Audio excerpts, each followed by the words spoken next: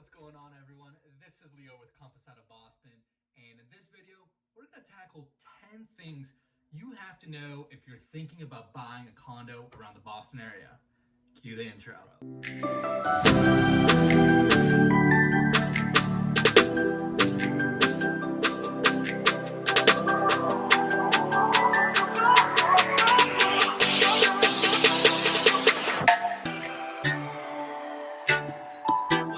Everyone, my name is Lior and I'm with Compass out of Boston, and in this video we're going to be talking about 10 things you have to know if you're even considering buying a condo around the Boston area. Now before we get into it, two quick things as always. Number one, if you haven't already subscribed to my channel, click subscribe below. I put out tons of new videos every single week, whether on tips about buying homes, neighborhood overviews, investment tips, everything in between. So I put out tons of new videos. Subscribe below, and that way you'll be notified every time I do a new video. And number two, if you're even thinking about doing anything related with real estate around the Boston area, buying, selling, investing, leasing, whatever it is, give me a call, shoot me a text, whatever pleases you. I'm always available. Taylor and I work 24/7 for you guys. So let's get into today's content, which is 10 things you have to know if you're even considering buying a condo around the Boston area. So let's go right into number one. So number one is, most people think, when they think of condos, they think of large complexes or high rises, right?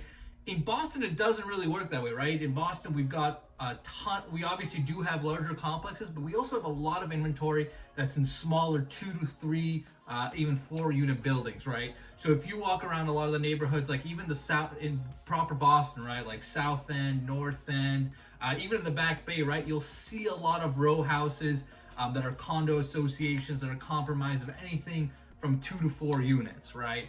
Which is very, very common, right? So it's not like you have to go into these large, massive associations. And even if you go outside of Boston proper, right? If you go to areas like Charlestown, Cambridge, Somerville, wherever, right?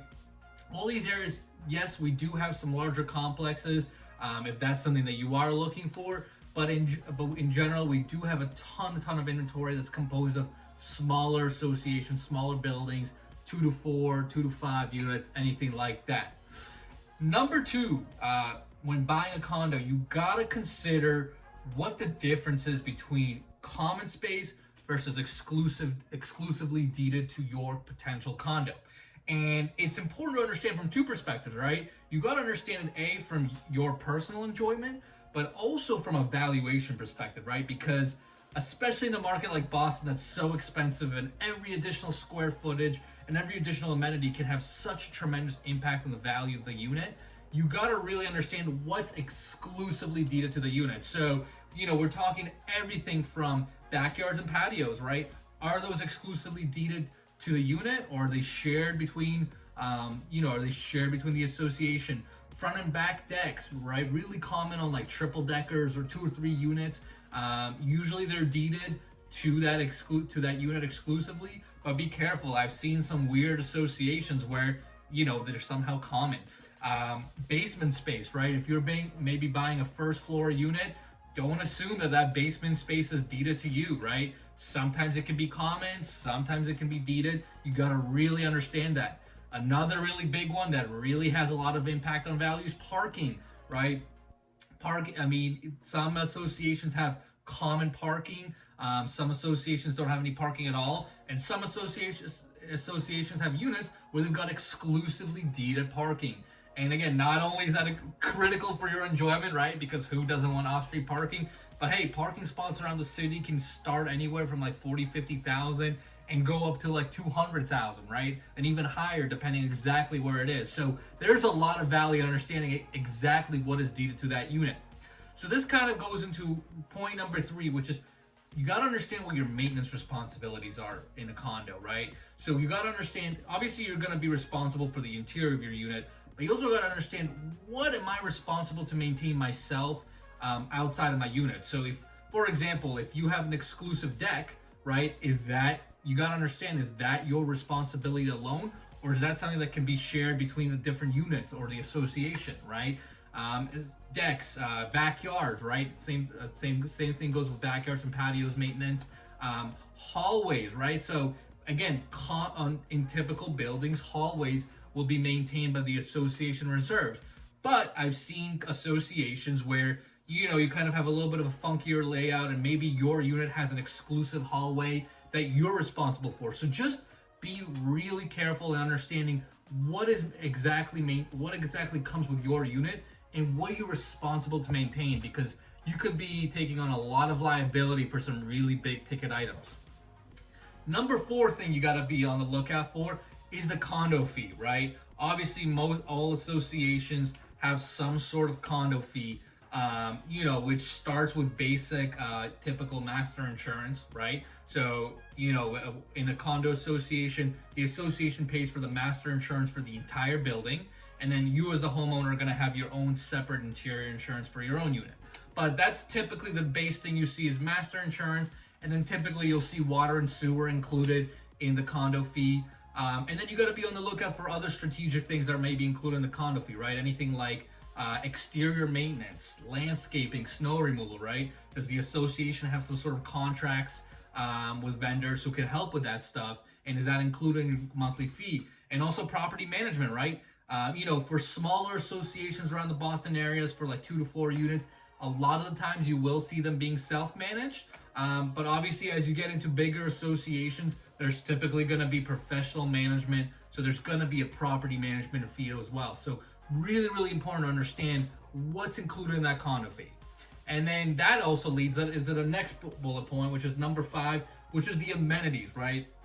So we talked about the key things in condo fees, but some buildings, right, typically the larger ones, will offer some sort of amenity structure, some sort of amenity packages, right? So again, as you get into bigger buildings, you might see things like common gyms, valet parking, conference rooms, on-site entertainment rooms, swimming pools, right? Again, these things are typically seen in larger buildings and larger associations, but they do exist around the Boston area. So now that we kind of covered the condo fee and amenity, let's give some, ballpark pricing. So, typically what we see from 2 to 3, 4 unit buildings, when you have basic, when you have a basic association, you can find condo fees as low as $125 to $150. Now, as you start including more and more things in it, right, like exterior maintenance, like landscaping, like snow removal, then you can see those 2 to 3 unit buildings association fees be anywhere, they can start going to $200 or $300 range. But as you go into the larger buildings, right, if you're looking for that amenity package, like the gyms, like the parking, like the conference rooms, those are fantastic, but just be ready that your condo fee is going to be significantly higher, right? Those full service buildings tend to be, you can have your condo fee start at $500, $600, $700 and go up to $1,000 and much higher than that, right? There's some buildings in Boston that have very, very expensive condo fees because they include a lot, right? So just be aware of exactly what's included and then what that condo fee is going to be like, because again, that's obviously going to affect your monthly payment. So now let's go into number 6. And you have, when buying condo, you have to evaluate restrictions, right? The 2 most common restrictions I see that people want to really evaluate is pets, right? Because a lot of people have cats, dogs around the city. So you want to make sure there's no pet restrictions, right? Sometimes you'll see them, restrict by breed. Sometimes there's a weight restriction. So if you've got a pet and it's important to you, you gotta really do your homework on this. And then number 2 is rental restrictions, right? Because even though you might not be buying the condo today to rent it out, right? You say you want to own or occupy the condo. A lot of people go in with the idea that, hey, maybe I'll live here for a year or 2 and then I'll move out and keep it as a rental property, which is a great idea, by the way, right? I think that's a fantastic idea. But you got to evaluate and make sure that the association does not have any restrictions about that, right? Some common restrictions you might see could be no short-term rentals, right? Because not a lot of associations don't want to deal with Airbnb guests. So just be careful if that's your strategy, that you don't go into an association that forbids that. I've seen other associations where they literally have a cap to the amount of units that can be rented at the same time, right? So they will literally have a cap of, say, X amount of units, and if you want to put your unit on the market for rent, too bad. you gotta go on the wait list in order to get your unit rented out. So again, if that's like a key strategy and a key thing for you, that you really want to be on the lookout and really understand all the restrictions that go into an association, to that particular association. Now let's go into point number 7, which kind of rolls with this, is due diligence, right? So when buying a condo, there's going to be quite a bit of due diligence that might be a little different than, say, if you're going to buy a single family or 2-family, right? So if you get a condo under agreement, some of the key things you're going to want to do due diligence about is, first, you're going to want to review the condo docs, right? Because the condo docs will tell a lot of these details that we talked about the restrictions, any unusual things you need to be aware of. They might talk about the condo fee, how it can be adjusted, etc., etc. So you want to make sure to review the condo docs yourself, as well as your attorney, right? Because you really want your attorney who's who does real estate, who lives and breathes real estate, to read that, make sure that you're not missing anything that could potentially be harmful to you. The other thing you're going to want to evaluate is condo reserves and financials, right?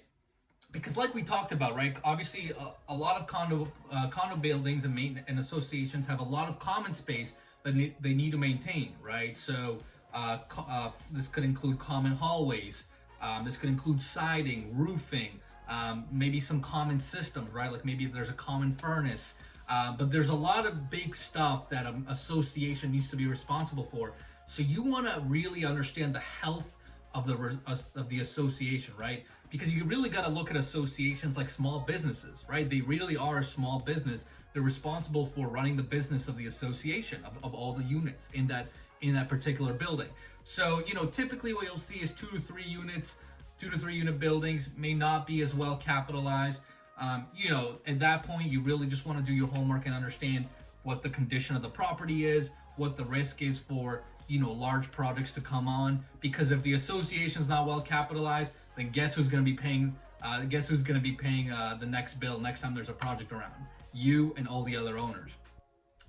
So that's why it's really critical to really evaluate all the financials and put that in perspective in terms of the condition of the building, the location of the building, and if you have any details about upcoming projects.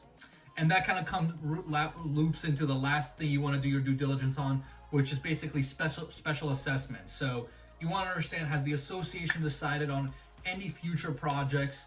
Are they planning on maybe maintaining the elevator or redoing some staircases? Because again, if the association is not well capitalized and they're already planning projects, that could be a risk factor that you need to really take into account, because that could either be a cash call or it could be your condo fee will go up in the future. So really understanding all these things, they kind of loop in together to make sure that, in a couple of months or half a year, in a year, you don't get a nasty bill in your mail.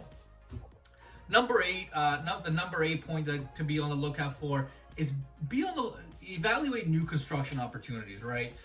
Especially in the Boston area, where it's so prominent for developers to build, condo units, condo complexes. If you're looking for something that's not going to need a lot of work and that you're not going to have to maintain a lot, new construction is a great opportunity.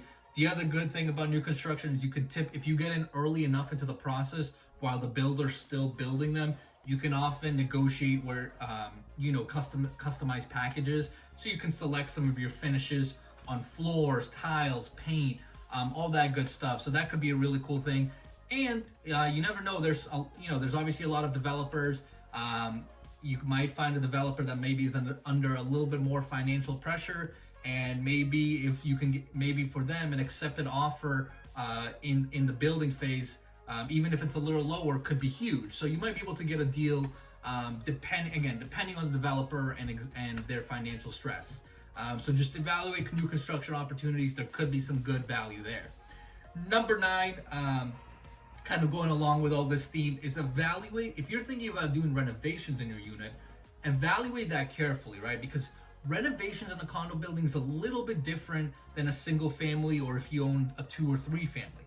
Because if you're going to be, especially if you're going to be doing bigger things like maybe adding bathrooms or shifting kitchens around, or shifting your kitchen around and basically moving plumbing and electrical, all that around, you got to remember that there's a lot of common plumbing in these buildings, right? So if you're going to be moving stuff around, talk to a contractor, because there might be some additional higher costs when you're dealing with condo buildings, when you're doing really big work. The other thing to note about this too is with condo buildings, usually with larger associations, get ready for some more red tape when you do larger projects, right? Because oftentimes if you're going to renovate your unit in larger associations, they'll typically require for them to review the scope of work, all the contractor's information like the license and all that. So just be ready for more red tape if you're planning on doing major renovations within a larger condo building.